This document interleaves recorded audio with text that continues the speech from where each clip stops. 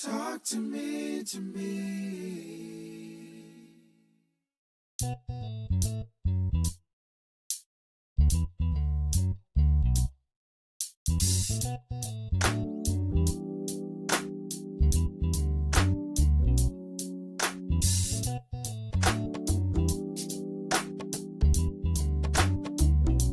Majestic talks. Come and talk to me.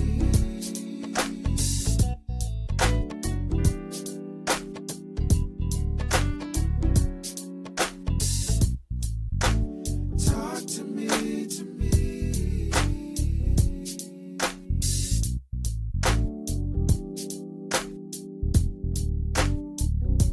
Majestic talks. Come and talk to me.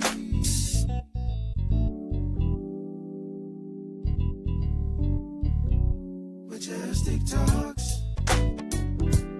Come and talk to me.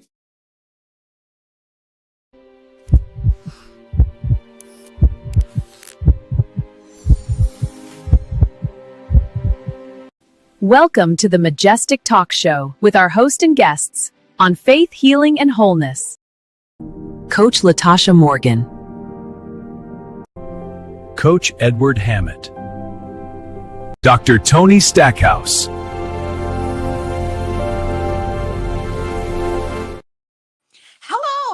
Hello there, and welcome to the Majestic Talk Show. I'm Latasha Morgan, certified Christian life coach, certified professional life coach, board certified master Christian mental health coach, and a whole lot of other goodies, y'all. I've had an amazing day, and I pray that you have had an amazing day as well. I also pray that every day to come is even greater and more amazing than the one before. We have an awesome show for you tonight. Tonight, we're going to be talking about hard work, emotional weight, trauma, fatigue, and the pressure we carry. Listen, we're talking about something that many people feel but rarely name. Emotional weight, not physical injury, not visible trauma, but the kind that settles quietly in your chest, in your shoulders, in your sleep, in your tone. Proverbs chapter 4, verse 23 says, guard your heart, for everything flows from it.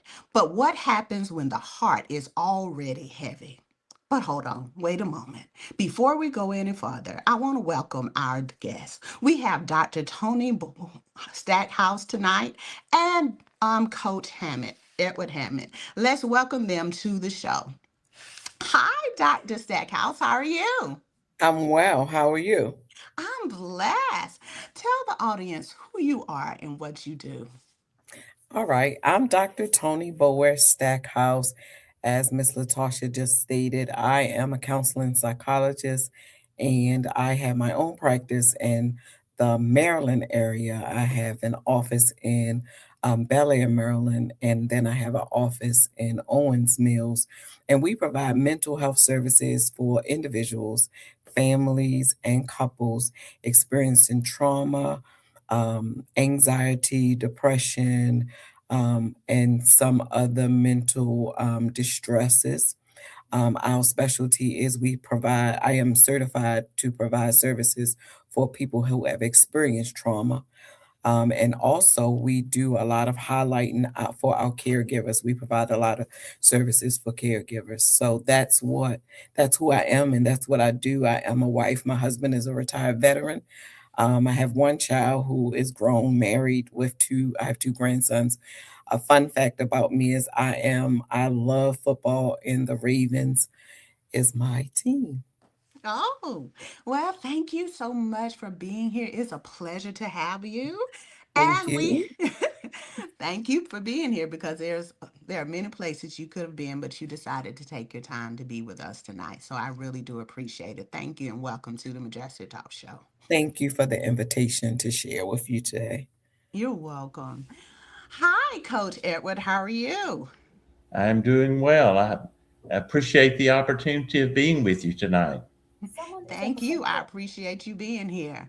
Tell us who you are and what you do. I live in Greenville, South Carolina now. I served in local churches and denominational life. I taught seminary for a while. I've worked with government officials and business entrepreneurs in a coaching capacity.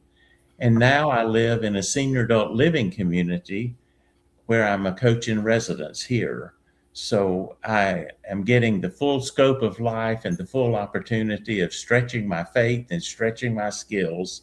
And it's been a lot of fun. Well, awesome. And again, thank you so much for being here. I really do appreciate your time.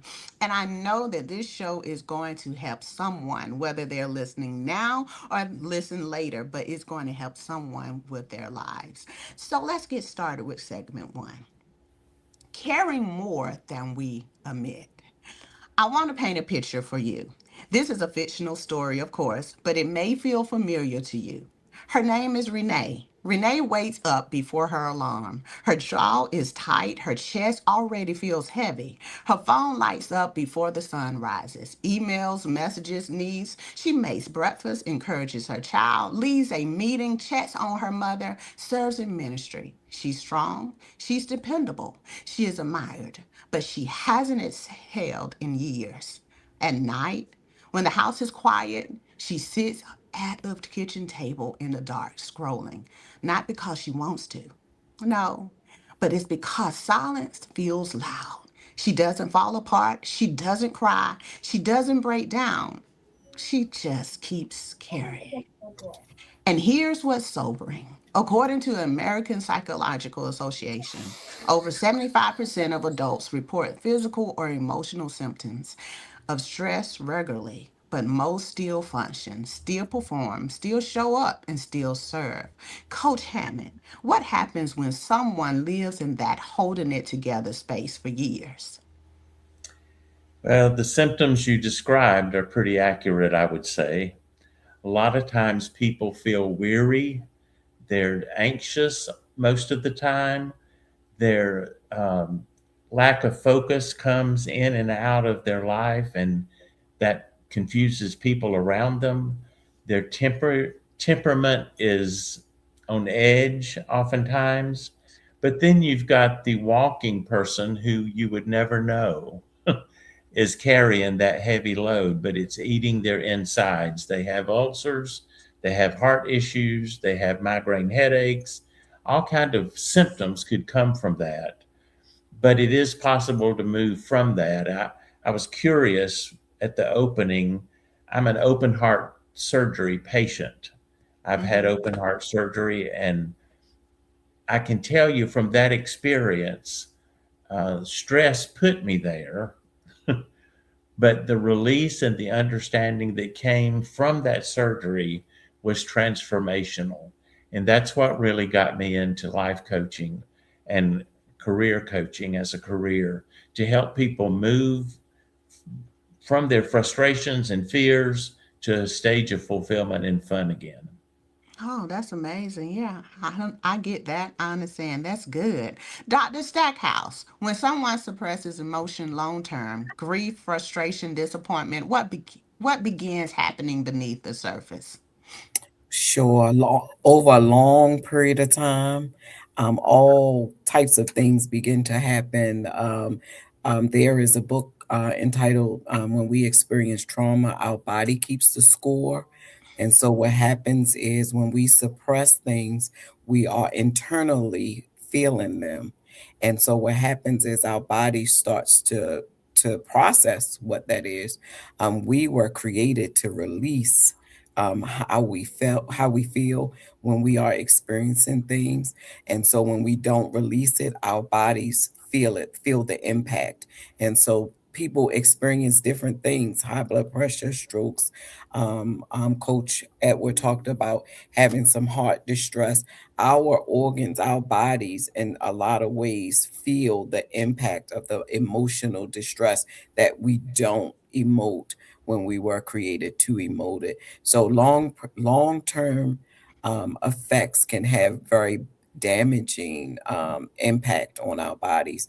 Emotionally, like having emotional breakdowns, right? Our bodies breaking down in different ways. It can happen in different ways, but having that over long periods of time, it can compile, it can be compounding, right? You can have a number of experiences in your physical body. Because, like as I said before, we were created to emote. That means we need to release how we Hmm. feel, good, bad, or indifferent. We were created to talk about it. We were created to cry when we feel sad, or sometimes we cry when we feel joy. Even being able to talk to somebody about how you feel makes a difference. And so we have to make sure that we do what we need to do to get those emotions out and express them, even with journaling, just to get it out, because the long term effects on our bodies sometimes they are not reversible. Oh, yeah, yeah. But that, so many times though, we've been taught to hold, not let everybody in our business. And a lot of times we've been told, you're strong. You can take it. You can take it. And it's okay. You can just move forward. Don't even worry about it. But don't put anybody in your business, honey. They're going to tell everything. And then there are people who have told people their business, and then all of it got out. So they can't trust anyone. So what would you tell that person? So I would talk to that person about their experience, and I would validate their feelings about their experience, because it is true that if you thought you had somebody that you could trust, and you shared your innermost secrets or your feelings or an experience that you had, and they shared it with others, that's really bad. That's a violation of trust. It's a violation of a number of things. And so I will help the person to talk about how they feel that the person did that to them. I will also talk to them about um, how did they discover that this person was the one that they could share their experience with. Did they talk about, sometimes you have to say to people, I would prefer if you not share this information. So I will ask that the person say to the person that I didn't want you to share the information. And kind of talk about how did they kind of vet the person to determine that that was the one, and help them to recover from that, because helping them to understand that everybody is not like that. Everybody would not share their business. And then there are other ways, like you can journal, and that has a certain level of impact for you to get things out. The other thing is to go and get professional help, because professional people are held by licensure and ethical boards, and so they wouldn't be able to share your experience. I always say to clients, your time in therapy is your time. It's a non-judgment zone, and this information don't go anywhere unless you say that you are a danger to yourself or someone else. And so those are the things that, but I would definitely help them process the experience of how they felt when they felt like the person violated them by sharing their experience. I will also help them to see if we could recover from that. I think in different seasons of our lives, we might have all had somebody share information that wasn't theirs to share. And at some point in our life, we got to be able to try to recover and trust again, and find somebody that we really can trust. And sometimes that might have to be a professional person. And like I said, the other thing is you could do journaling. And the young people are, you can find, the phones do wonderful things, right?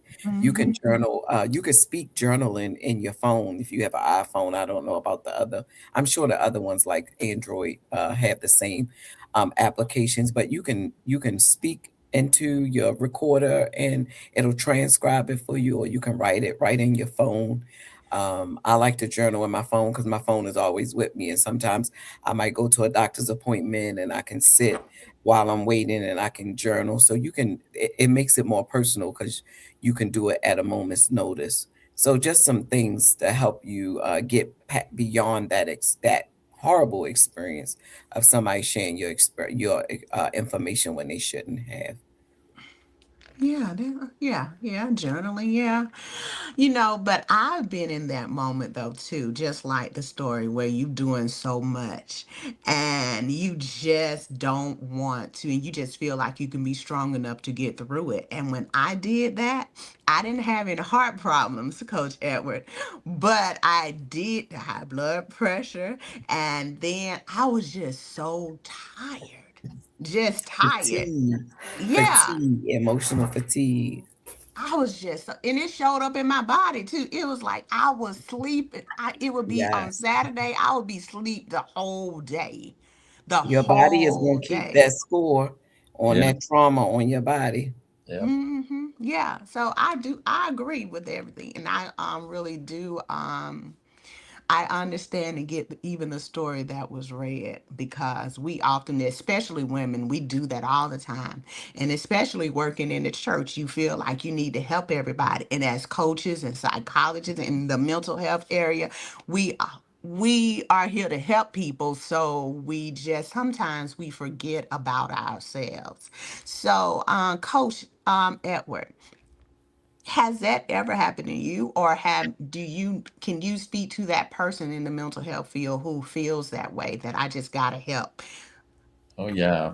I work with a lot of pastors and a lot of caregiving people who have faced burnout many times in their career by overdoing it in their career and not paying attention to their own body and their own psyche and their own emotion and their own spirit. They help everybody else, but they don't help themselves. Mm-hmm. And that eventually will burn them out.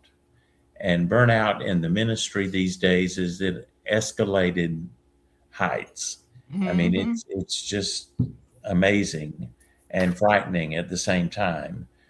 Same is true in the medical field right now. I've got some people in the hospital now, and I was talking to a nurse the other day, and she was telling me all the stuff that was going on in the medical nursing profession, that they're just dropping like flies, she said, because the work schedule is unreal. The emotional taxation on their mental state and emotional state and body is just outweighing everything.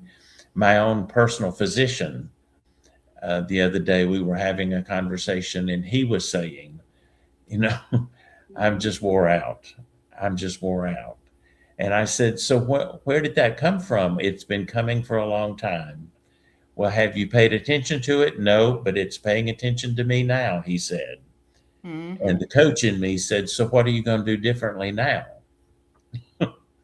Now that you're aware of it, and part of a coaching profession is raising the awareness and connecting the dots for people sometimes, because we live such fast lives, we don't connect the dots and we don't make the connections, and we get out of alignment spiritually, emotionally, physically, relationally. And when that happens, our body speaks. And if we don't pay attention to it, we end up with a heart attack. Now, Mm-hmm. Mhm. my heart issues was related to genetic stuff, but I was under a lot of stress too, because I was working in a church environment at the time and doing a lot of writing at the time and traveling at the time. And, you know, you want to help as many people who want you to help them, but I had to find my boundaries. So I don't Absolutely. travel anymore. I do Zoom and I do these experiences, and I coach people by phone and Zoom, but I don't travel anymore. That's a Mm-hmm. boundary. Boundaries That's are good. really good for people that provide services to other people, Absolutely. especially in the healthcare industry. I feel like the healthcare industry is the only industry that when the world shut down for the pandemic, Yes. they were not able to shut down. And I don't think they have recovered from then until now. And that's why we see the great bleed that is happening with the healthcare industry. I agree with you. I Yeah. did a Zoom conference call with a group of physicians during the pandemic. Um, they had come to me individually, and they were just all trying to make sense of the chaotic world they were living in. Hmm. And so I invited them to come together in a Zoom meeting, and we met for 15 minutes and just kind of affirmed that it was okay to feel the way they were feeling, and Mhm. also to ask them some questions that might help them move beyond that. And we'd come back the next week and talk about what worked and what didn't work. It was great. Yeah, that's good. And it's good that you were talking about burnout because that's what we're going to talk about in the next segment when strength becomes silent suffering. So let me give you a picture, paint a picture for you. Okay. Marcus, he's respected, he's responsible, he's spiritual. He says, I'm blessed. I say that all the time. But he hasn't slept deeply in months. His patience is thinner. His joy is quieter. His prayer feels mechanical. He scrolls at night because feels loud. He stays busy because quiet feels unsafe. He says he's tired, but it's not the kind of tired sleep fixes. The World Health Organization now recognizes burnout as a global phenomenon.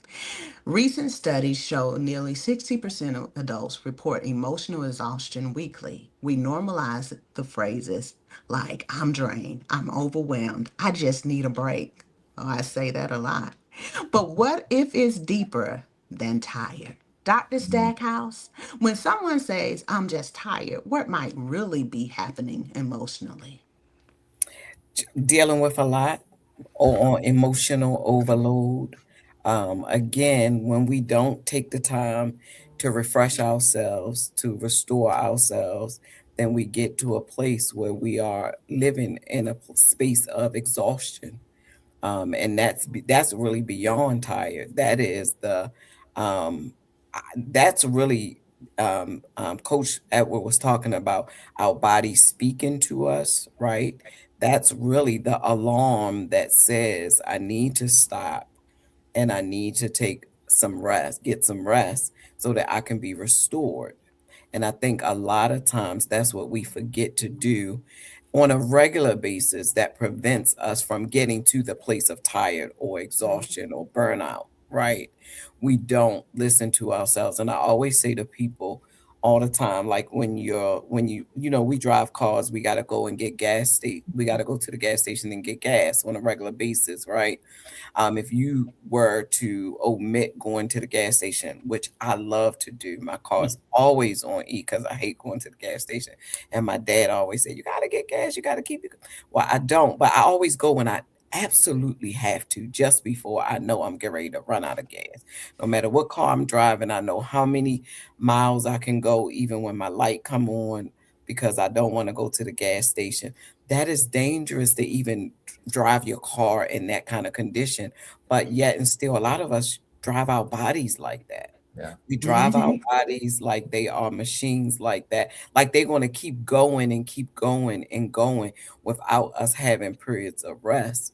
The Bible often talks about us resting and getting rest. And we always, especially those of us who help in the church, in the healthcare, whatever, God is supernatural. We like to think that we are, and we're not. We are human.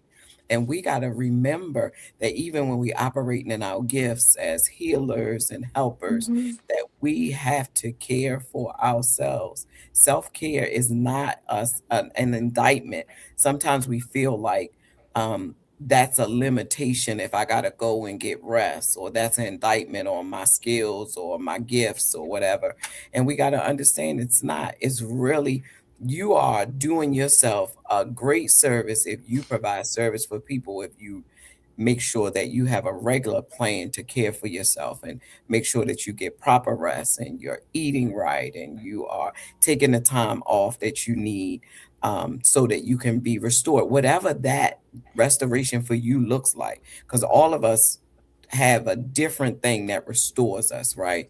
Whatever that is, we got to make sure that we implement it on a regular basis, because the longevity of that, that's why we see people breaking down. We Yeah. seeing people depressed. We seeing Mhm. people with anxiety, and we seeing all of that translate into medical problems.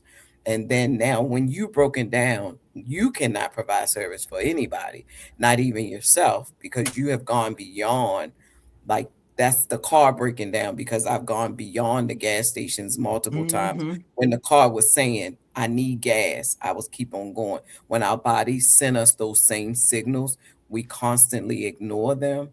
That's what causes our bodies to break down. We were only created to do a certain number of things, and God intentionally included rest in that. And we do rest the least Mm-hmm. when we should be doing it the most. Right. Exactly. I But know. Coach Edwards said it best as it relates to setting them boundaries.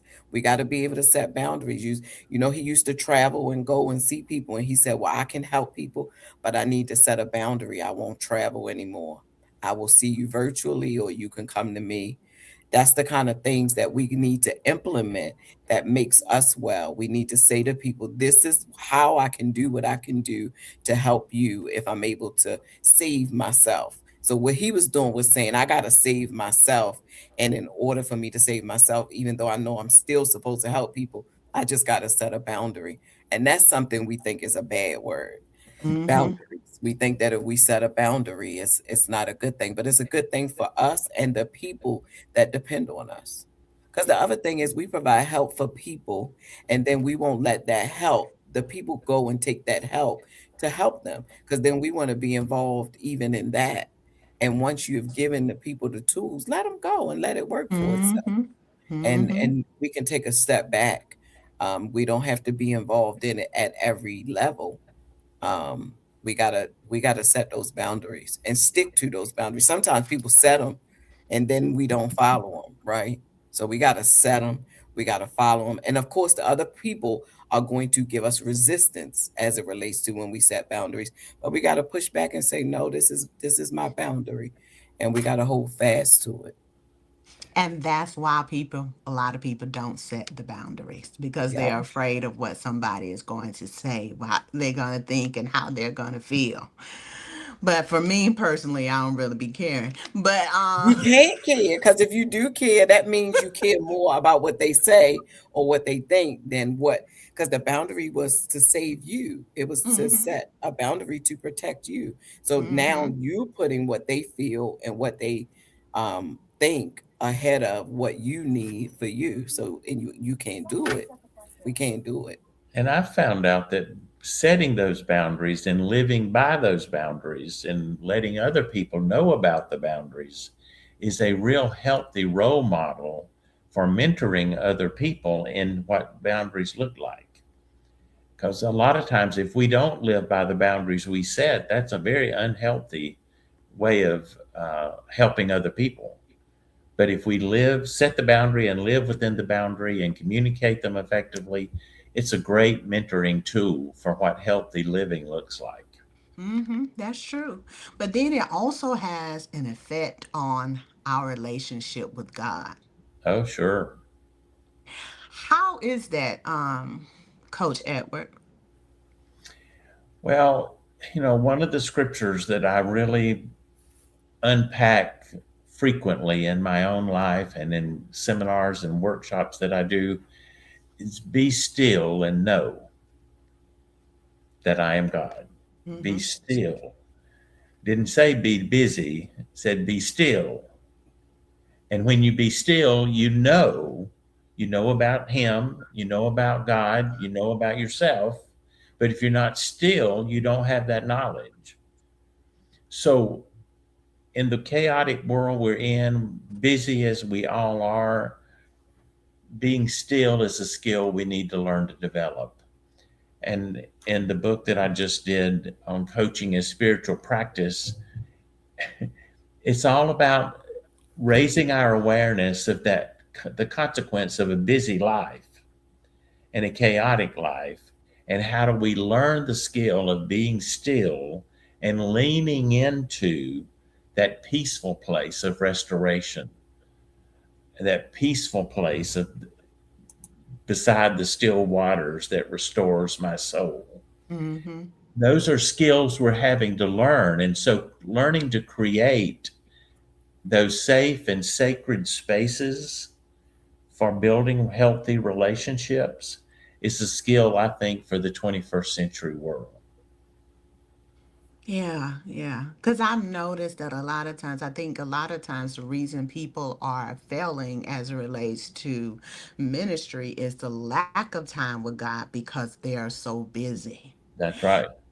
And if you continuously to be so busy, it'll show up and you'll be in stuff you have no business being in. No That's business. right. Because they're not being still, they can't hear God. I was going to say, yes, you can't hear nothing. Yeah. Mhm. How are you giving, how are you pouring out when you haven't gotten restored, refreshed? I Yeah, often use the phrase pain pushes, vision pulls, and fear paralyzes. Hmm. And oftentimes that's where faith begins to crack, relationships begin to crack. When we push and push and push and push, and that pain starts to take over, whether it's physical pain or emotional pain or spiritual pain, it pushes us into panic. And if we don't figure out a healthy way to get out of the panic, then the fear takes over and it paralyzes us. And oftentimes we go into analysis paralysis and go into our head and we miss our heart. We don't ever go to our heart again. We're all stuck in our head trying to figure out all the pieces of the puzzle that we're trying to move around and protect ourselves. Mhm. But the peace that passes all understanding and is in the solitude. And it's learning to create and lean into those quiet, safe, and sacred spaces. Yeah, that's good. That's good. Yeah. Because that's what I want someone who's listening to understand that business can be a great hindrance to your purpose. It can be a hindrance to your relationship with God. And if you don't stop and you get into something you know you shouldn't be in, that's because you didn't take the time to listen. Yep. So, segment number 3, the courage to release it. Danielle, she's parked in her driveway, engine off, hands gripping the steering wheel. She doesn't want to go inside, but not because she doesn't love her family, but because she has nothing left. Her shoulders ache, her eyes burn, her thoughts won't slow down, and she whispers, I can't keep doing this. For the first time, she admits she is overwhelmed. Romans Mm. 12:2 says, Be transformed by the renewing of your mind. But renewal begins with honesty. Research shows people who regularly process emotions experience lower long term stress symptoms than those who suppress them. So, how did we begin laying it down? Step 1, tell the truth. To heal, you have to tell the truth. So, Dr. Stackhouse, what shifts when someone finally says, I'm not okay? that's a major shift, right? That's a major shift for a person to get to a place after they've been going and going and going and going to say, I'm not okay. That's a major shift because, as you stated earlier, culturally, people who are in the helping profession, whether it's the church, whether it's the healthcare industry, no matter what it is, it's not culturally acceptable to say, I'm not okay. So, a lot of times, by the time a person gets to the point where they can honestly admit to themselves and admit to others, they have gone through a process that have gotten them there. And usually it's by crisis. Like maybe I go to the doctor and I get a diagnosis because I've been going and going and going and going. And now that I got to face this reality, I am no longer able to say that I'm not okay. Right? So I can't Mhm. keep saying, I'm okay, I got this, I got this, I got this. I get to a point of breaking down, and now I have to face these challenges to say, I'm not okay. And that's one of the things that we have to do, all of us, as a part of the culture, the church culture and the healthcare industry and mental health, whatever. We have to set the example to say that it is okay for you not to be okay. We are all human beings. It would be something crazy for us not to be okay. I don't even know how we got to this place where it's not okay not to be okay. Hmm. It's a dangerous place for us all to be, for us not to understand our own humanity and our own limitations. It is a dangerous place to be. And it leads to a place of crisis, whether it's a mental breakdown or a physical breakdown, some type of way, it's going to cause a breakdown if you continue on that road. Sometimes, um, not as often as others. Sometimes people do get to that place before they have some type of crisis, which is wonderful. But a lot of times it's because of something else that has happened because I have continued to go on and on and on. And now I have no choice but to say, I'm not okay. And it is courageous to say that, but how can we get there sooner? How can we get to a place where we understand our humanity, we understand our limitations, and we don't see it as an indictment of, oh, I must not be a good pastor if I can't do all of these things, or I must not be a good therapist if I can't do all of these things, right? We all have limitations, and we have to be okay with those limitations. And And Right. so even Paul said, "This one thing I do, this one yes, thing I this do." one So thing. that's the role of a coach sometimes, is that we can help focus the person and help them raise their awareness of what has been working for them and what has Who has not been not? working for them. Absolutely. And once we make those connections, then they begin to see they're living out of balance. But until we pause them long enough to do that exercise, they just keep running on this hamster wheel and they eventually burn themselves out. But creating that, I call it a pregnant pause in the busyness of life. When we create that pause, pregnancy begins to birth things that come to new awareness in the head and in the heart. And then we try to connect the head and the heart together, and that moves the client forward. Hmm. Absolutely. Step two, guard the heart. Guarding your heart doesn't mean isolation, it means boundaries. So, what does guarding your heart look like in everyday life? Coach Edward. I think the first thing is we become aware of what's working and what's not working and make some hard decisions. And that builds a protection around the heart. And then it creates a roadmap for our prayer life. Hmm.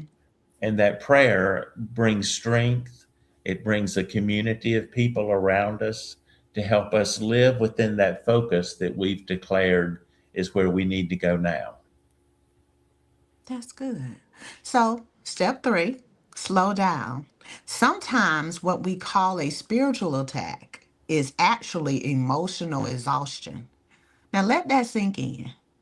Because a lot of times we are always looking, we always want to blame the devil for something when it's really us. So, Dr. Stackhouse, what happens emotionally and physically when someone never slows down? It's just a cycle. It's a cycle where we keep going, and a lot of times what slows people down is crisis. I'm gonna go back to that. It's always something physically. Because think about it, just like the car eventually has to go to the gas station, our bodies eventually has to rest. We were created to rest.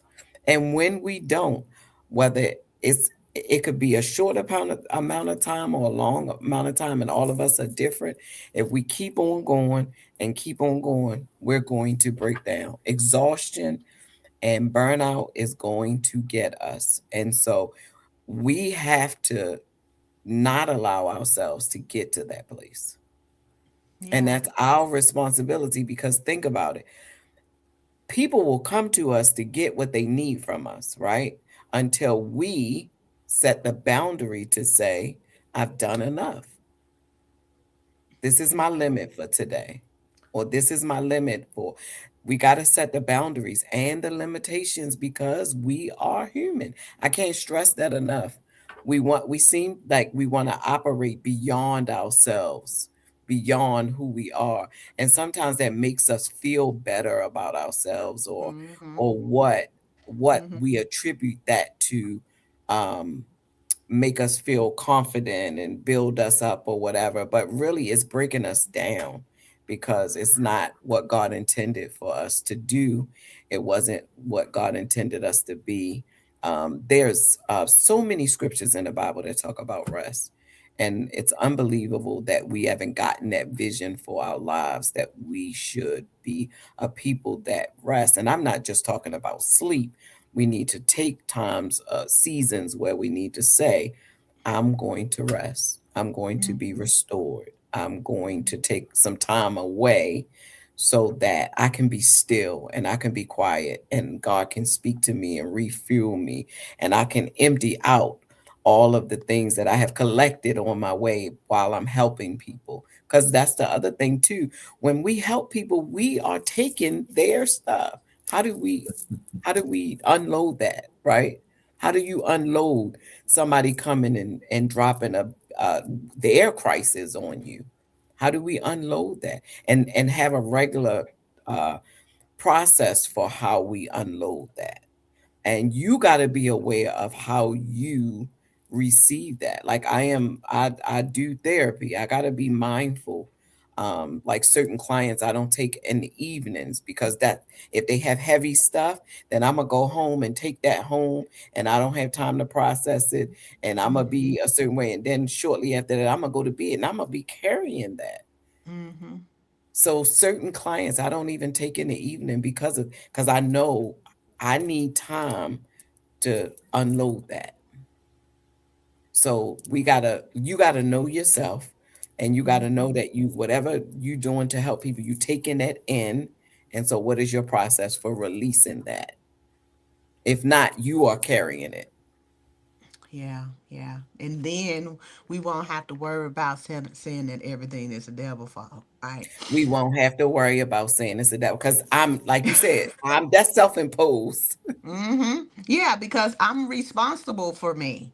God entrusted me with this temple, so I am responsible for it. Regardless of what lie he the devil may tell you, it's still on you. And I don't It's care, still on you. It's it's still still on you. on you. Yeah. So, And I agree, we give him more credit than he deserved because a lot of stuff right. that we're dealing with ain't him. It's Yeah. us. Yeah, it is. We don't take care of ourselves. And I mean, we're Mhm. all guilty of that. I'm We guilty of that. all are. Yeah. Absolutely. Absolutely. Yeah. I think it's a lifetime. It is a lifetime of perfecting because I think that whatever we do in different seasons of our life, will require a different way of caring for me. Like I Yes. Mm-hmm. just turned 55.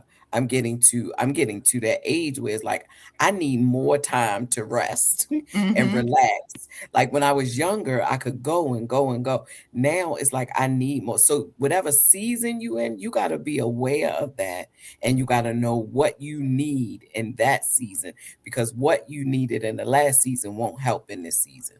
That's right. That's right. So, step 4, rewrite the narrative. Many Yeah. people are carrying lies like, I have to do it all. I can't say no. Rest is weakness, but scripture says something totally different Something. from that. So, Mhm. Coach Hammett, how does scripture help someone replace those lies with truth? Again, I would go to awareness. We got to know what's not working and what's working. But then I often use the acrostic of a reframing and retooling. Um, we've got to learn to lay things down. Scripture always talks about letting things go and laying things down. Mm-hmm. Got to be willing to do that. And a lot of people don't want to make anybody mad, so they keep Mm-hmm. carrying their stuff with them. Mm-hmm. So it's about letting go. And there's 4 stages in disciple making in scripture, and we don't have time to go through all those. But come and see, come follow me, come be with me, and abide in me are the Mm-hmm. 4 disciple making phases in scripture. Each phase has its own season, to use uh, seasonal language. And we've got to figure out what season we're in as a maturing believer and what we need in that season to move us to the next level. And sometimes we have to let things go in order to pick something up for the next stage of the journey, or to lighten our load because the journey is going to be uphill and we need a lighter tote bag. So, those four phases of disciple making, I think, are critical pieces when it comes to biblical guidance at helping us unpack and move forward in our faith formation. Okay, yeah, yeah, that's true. If we abide in Christ, we're resting, right? So, yeah, that would work. That would make sense. But if, We abide in him, he abides in us. mm-hmm, We don't abide in him, he don't abide in us.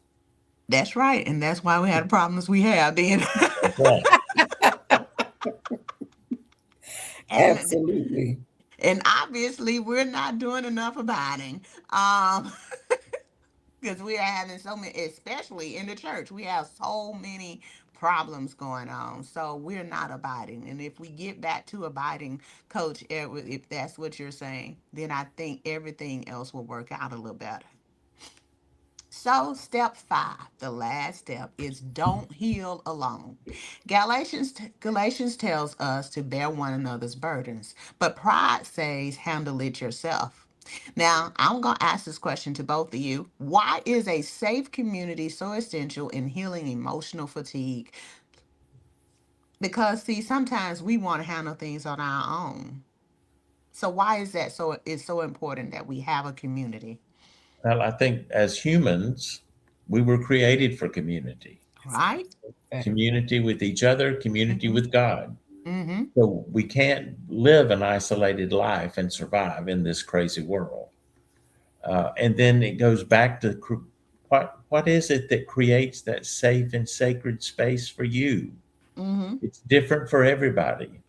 And we often think it's just church on Sunday morning or the sanctuary, but there are a lot of places that are sacred and safe places for meaningful conversations and for Bible study and for reflection on the chaos that's going on so that we can unpack what's come to be heavy in our heart.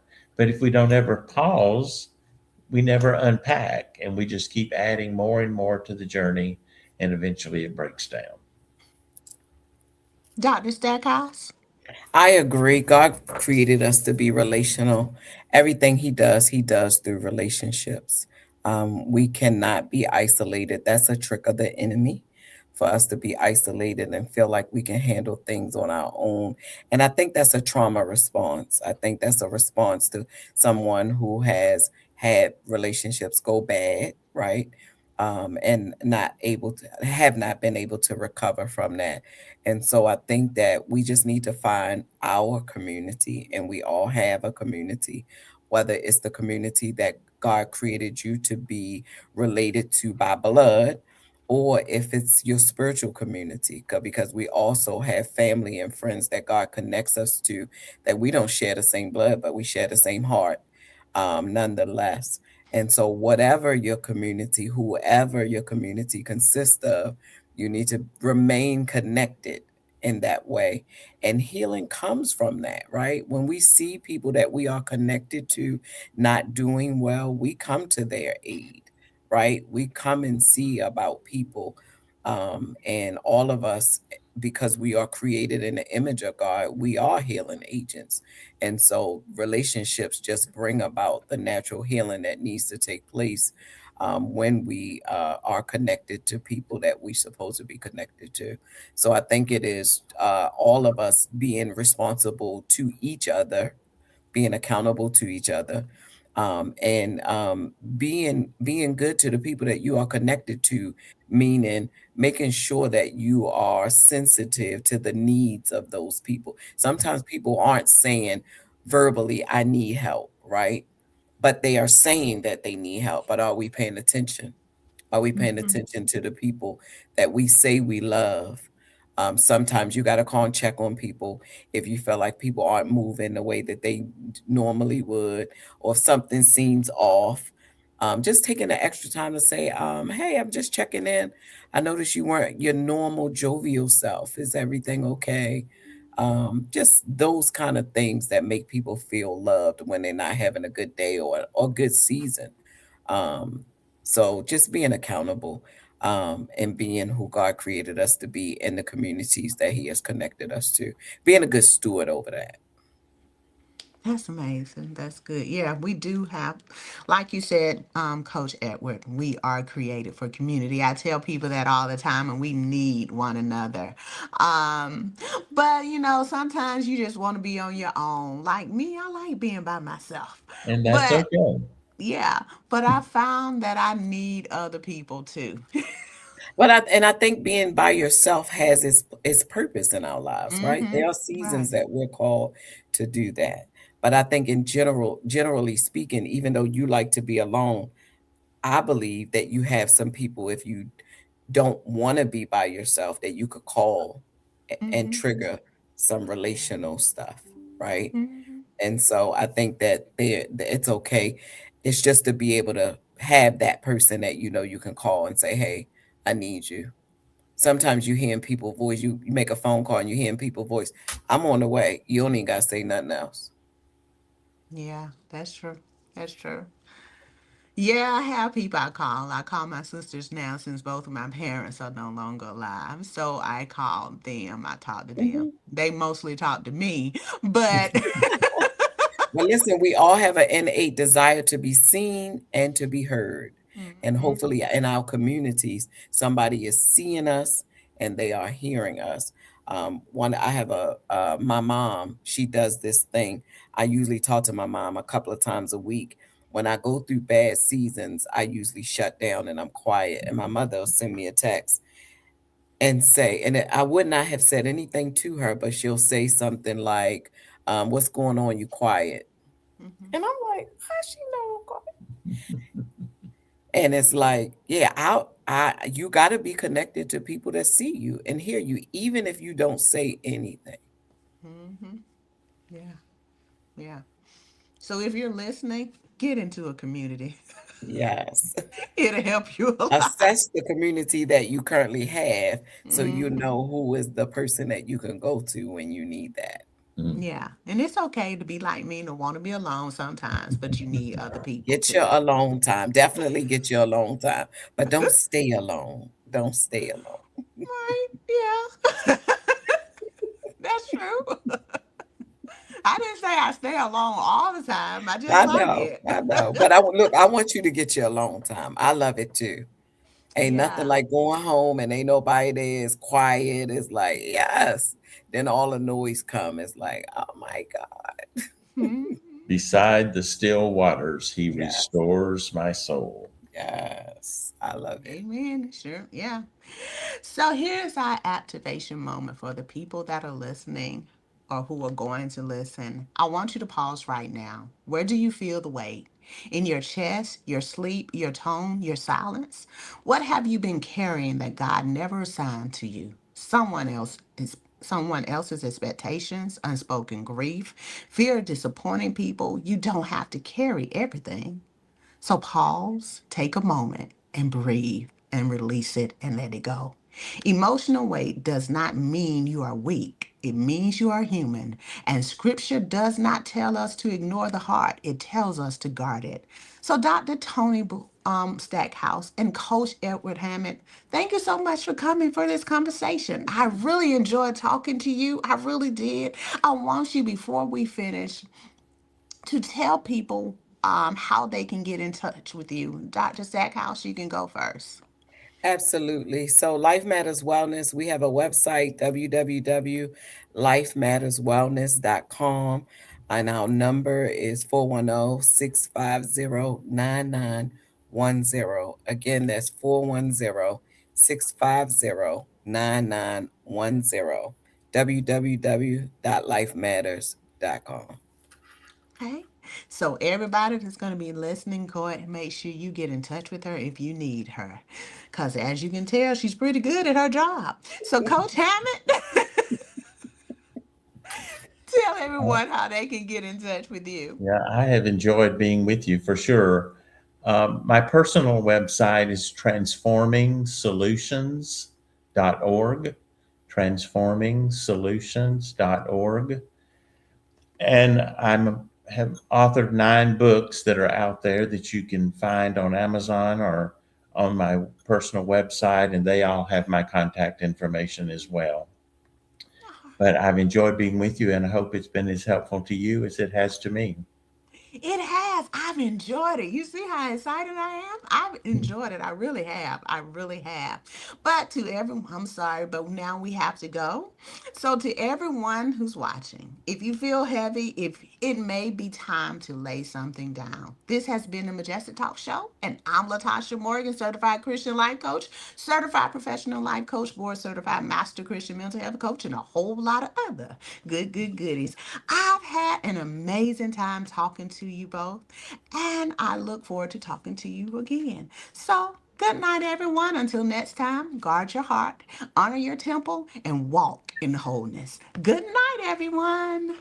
Good night. Good night.